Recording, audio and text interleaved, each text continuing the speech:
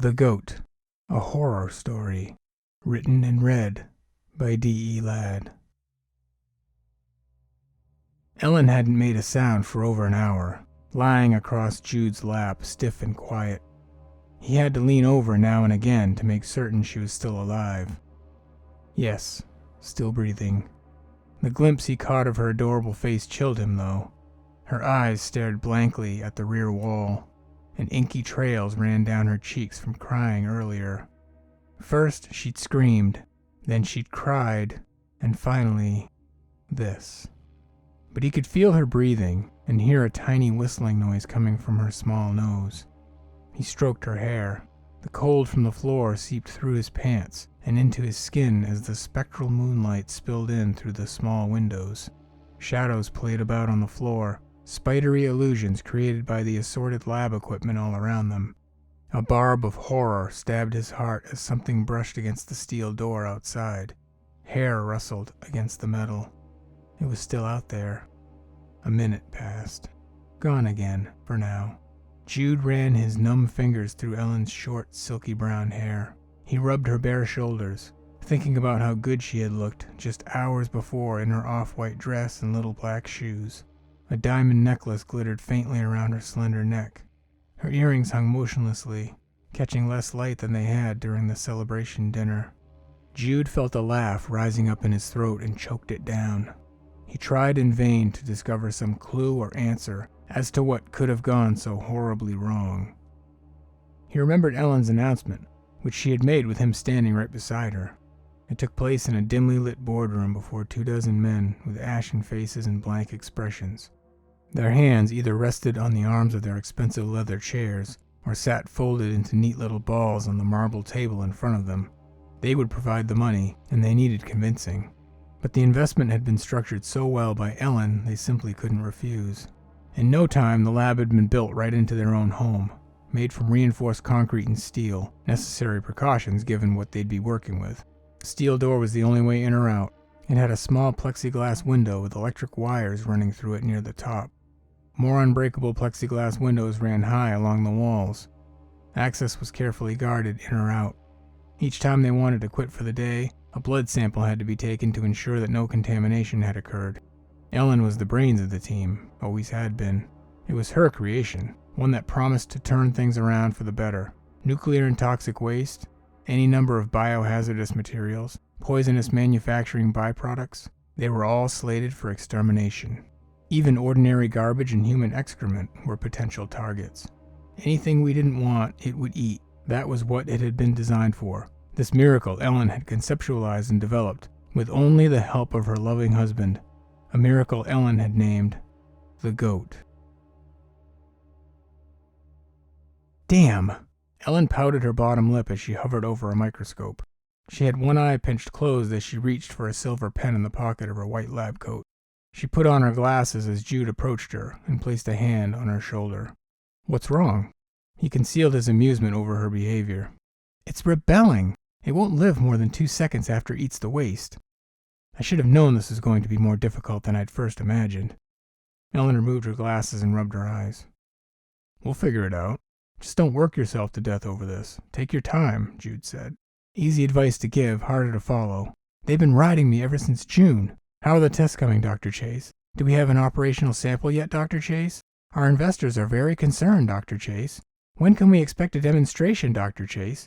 They're driving me crazy. Jude laughed at the way she contorted her face to resemble the investors and pulled her to him. She felt stiff and bothered, unable to facilitate anything but the project. She broke away from him, rewarding his affectionate gesture with a brief peck on the cheek before hurrying to flush the sample dishes with acid.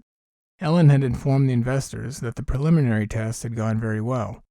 She said she was positive she could grow an artificial uterus in which to produce the goat. This was all done on a microscopic scale, of course. The goat was actually nothing more than a simple blob-like bioorganism. It was created on a very small scale in order to reduce the possibility of a leak. Ellen explained that such an event would be, well, bad. Therefore, all precautions recommended by Ellen were willingly adhered to. After less than a month, Ellen had successfully grown the first batch of goats, with more than a dozen trays in the making. At the end of each day, All the samples had to either be neutralized with acid or incinerated, lest the baby goats eat their way out of their glass cribs. It was possible, however unlikely, that this might happen, and Ellen insisted on leaving nothing to chance. So, regardless of how few experiments they conducted in a single day, they destroyed all living samples without exception.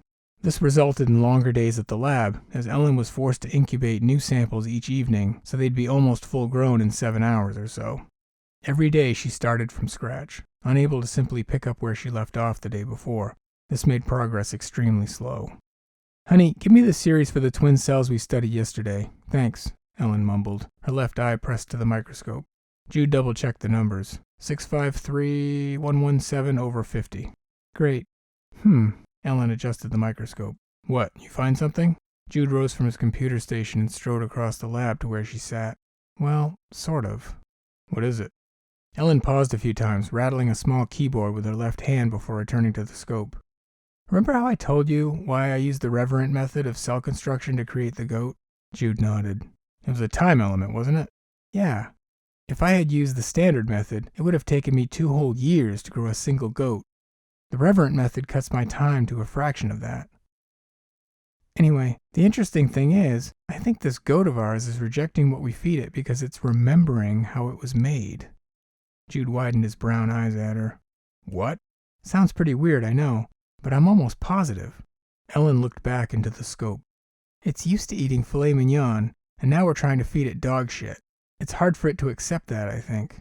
Ellen looked up again, her bright blue eyes blinking at him from behind her round glasses. "This is a major breakthrough, you know that?" She smiled wide. Jude's face wrinkled inquisitively, hoping his confusion wouldn't make him look foolish. "How so?" Ellen reached over and pinched his cheek affectionately. "If it can remember, it can be taught." By the next day, progress had improved dramatically. Ellen started early that morning, and by afternoon, she was smiling and laughing with glee. "Now I've got it. Ha!" She did a short victory dance on the black and white checkered tiles. Her sneakers squeaked as she waved her arms in the air. Then she stopped, eyeing the syringe in her right hand. She carefully laid it down and went on dancing. "What is it?" Jude saved his work and turned to face her. "It's responding, like I said it would. I knew it. When it was still living in the womb, it wouldn't take anything. It wouldn't eat, or at least it wouldn't survive after it did. The reason is that it needed the uterus to survive. It was physically attached to it, the same way a fetus is attached with an umbilical. The goat was always capable of eating the waste, but the uterus couldn't handle it. See?" Jude processed what she was saying, smiled, and nodded. "So, how do we fix that?" "The uterus is flesh and blood, and the goat isn't. So, I took the goat out of the uterus right after it was born so it would never grow attached to it." Ellen beamed at him. Jude's smile dropped. His face clouded. "I thought the whole idea behind the uterus was to make sure it wouldn't develop a taste for—" "Oh, it won't. Don't worry about that. Just look. I fed it some low-level radioactive waste a few minutes ago. It ate the waste, then excreted its own. It didn't consume all of what it excreted, but most of it. A few more weeks and I should have it." "Wait, how are you keeping it alive? Without a uterus, I mean. Wasn't that part of the agreement?" "I formulated a displacement serum. It's perfectly safe, and the goat has to respond to what we feed it. That's the beauty of it. It no longer has a frame of reference that might cause it to reject whatever foul matter we toss in front of it." Ellen peered back into the scope. Jude's expression turned weary. "I thought if it couldn't perform in the uterus, it might be capable of harming people. The earlier test we did, when it was exposed to very small amounts of blood without being used to it, didn't it double and then triple in size?" "Oh, come on, Jude. It'll be so well contained that it won't make any difference. Besides, I can teach it to reject blood if I want." Jude rubbed his scruffy face. "What about the blood scanners? Won't they have to be changed? I mean, they won't be able to detect a contamination of this new goat." Ellen flashed him a tight-lipped grin. "Sweetie, listen to me. It's not a new goat. It's just a new operating medium. Synthetic instead of natural. I actually think this will give us more control over it.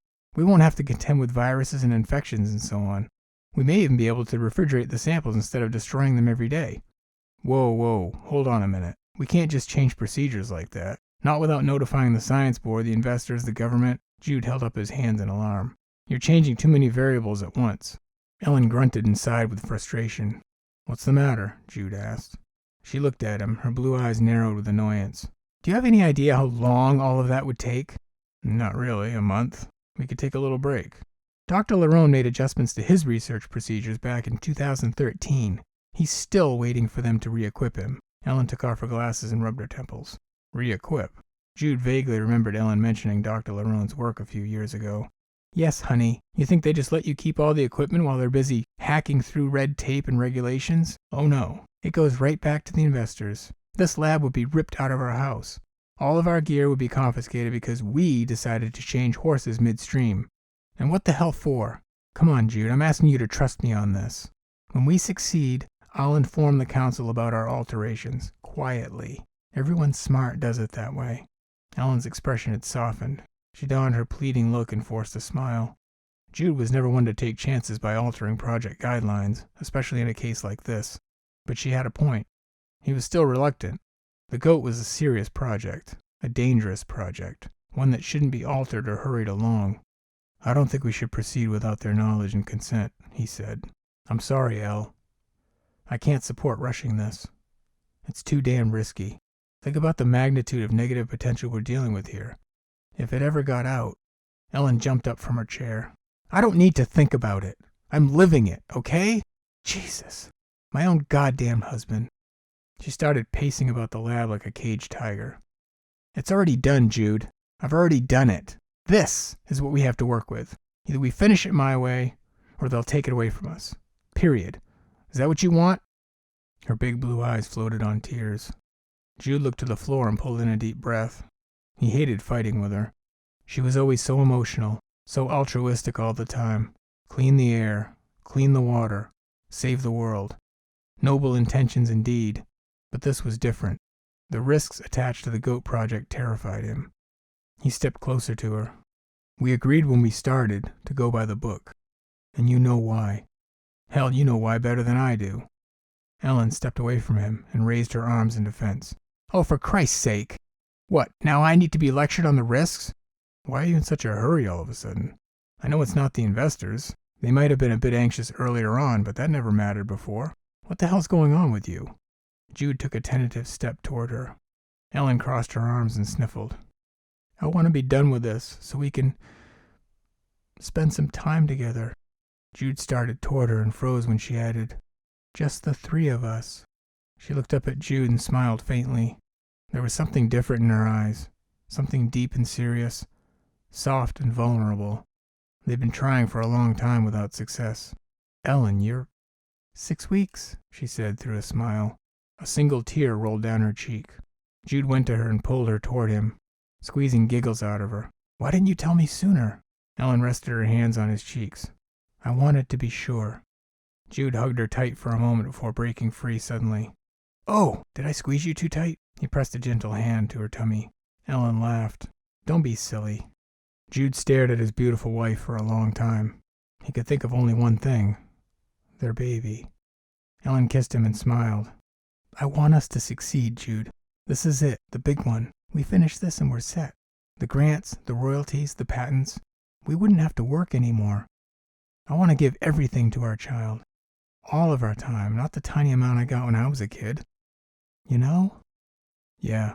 Jude remembered his own father's distance when he was a boy, one of the many things they had in common.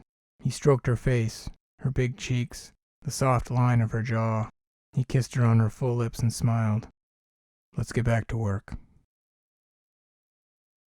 A beautiful baby girl arrived 8 months later. They named her Casey. She inherited her mother's big blue eyes and her father's symmetrical nose. Jude could see a dozen images of her flickering behind his eyes.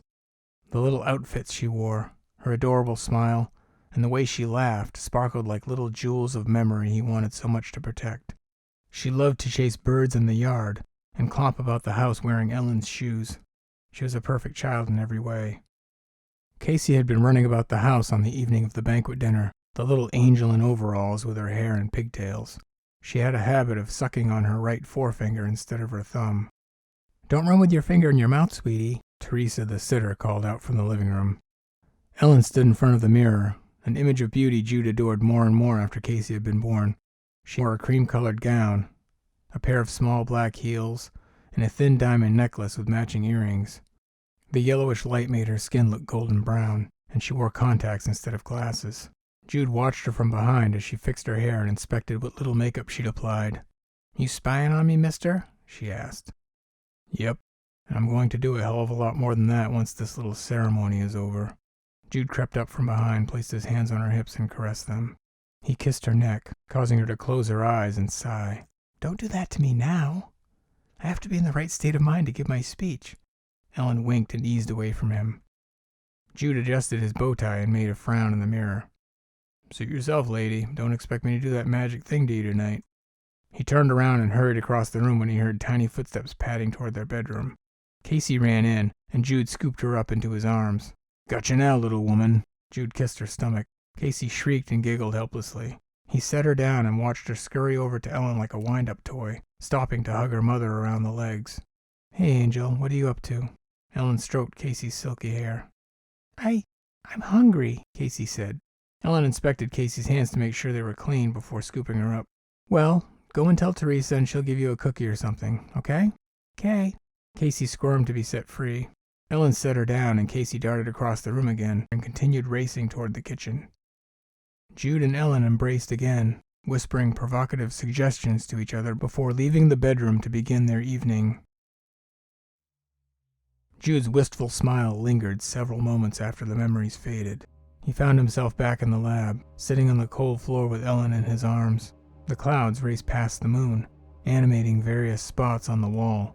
One shadow resembled a cat for a moment before changing into a serpent that slithered away into a corner. Jude shuffled his memories like so many playing cards, passing over the fights they'd had, the frustration, the 20-hour days. He wanted only the good memories now. The bad ones had become all too real and all too close. A matter of hours separated him from the bliss of those good memories, half a blink. But there he sat with Ellen, barricaded in the lab, in the dark, the air around them growing colder and heavier by the second. He shifted his weight, and a barb of pain shot up through his back. He fought to blink away the deepening state of shock. Something brushed the door again. The goat, Jude supposed, and fought off another volley of hysterical laughter. Ellen breathed through her mouth now, taking in tiny breaths. Her eyes looked glassy and absent. Jude knew she was gone. He felt her heart beating and the small breaths going in and out of her, but inside her head, there was nothing. Jude thought about the past few hours, beginning when they had entered the house after the party. It was only a little after 9, and it had been dark inside. They had both assumed that Teresa and Casey had gone to bed, as unlikely as it seemed, but there wasn't even a porch light on. Nothing. It looked as if a blackout had struck. When they came into the living room, they smelled it. Something sour and rotten. The moonlight seeped in through the numerous high windows, throwing little sparks onto the wet trails running throughout the house. Then it came at them from the shadows. It swayed from side to side. Long hair swung like ropes in the silver moonlight. It was a massive thing, tall and wide, filling the hallway. Jude and Ellen had screamed before retreating to the lab. It chased them, pounding the hardwood floors as it came. The house shook under its weight. Inside the lab, they barely got the door closed before it rammed it from the other side. The shockwave sent both of them to the cold tiles, but they'd managed to lock themselves in. They were safe, for the moment. Teresa was dead. Casey was dead. Murdered by whatever had chased Jude and Ellen into the lab. Whatever it was had left those slimy trails on the floor as it slithered from room to room, sniffing them out. The pain wrung tears and sobs from Jude. He tried to piece together what had gone wrong, as if answers would make a difference. He wondered where exactly their plan at expediency had unraveled. There was something. He fought against acknowledging it, but it came anyway. It forced itself in, the same way the goat was trying to force its way into the lab. It was about a week after Ellen had informed him of her pregnancy. Jude had come into the lab and found her vigorously scrubbing her right hand. "What's wrong?" he'd asked. Ellen had only shaken her head, grumbling about complications, muttering about not having enough time, the usual complaints. But Jude saw something then, at that very moment, and quickly looked away. Ellen had pricked herself with the syringe. Jude had seen the tiny dot of blood oozing from her finger before she'd concealed it from him. It had really happened. If I had used the standard method, it would have taken me 2 whole years to grow a single goat. Casey had just turned 2, Jude thought. He bit the heel of his hand to keep from screaming. Casey had just turned 2. His head felt heavy, filled with hot lead. When he turned to look at the small window in the door, the movement on the other side was very slow, and the light reflecting off the plexiglass, he saw the rope-like hair moving around out there.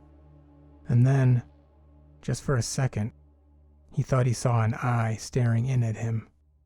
A giant blue eye, the size of a grapefruit, with a large gray pupil.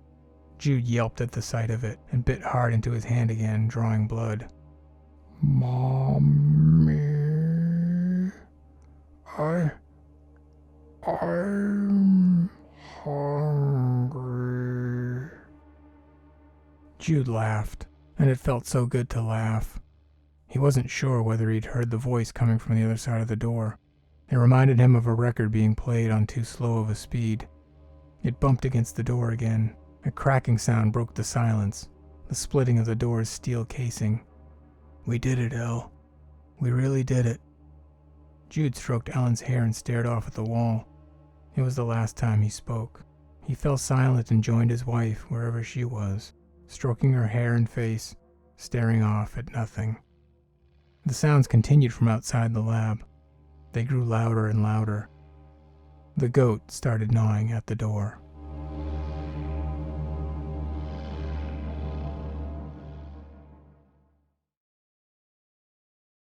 I hope you enjoyed this tale. If you'd like to hear more, please join my mailing list by visiting delad.com or send an email to info@delad.com. Get access to free content like this audiobook, short stories and previews of upcoming content, and automatic entries into monthly giveaways. Sign up now so you don't miss anything, and I will see you next time.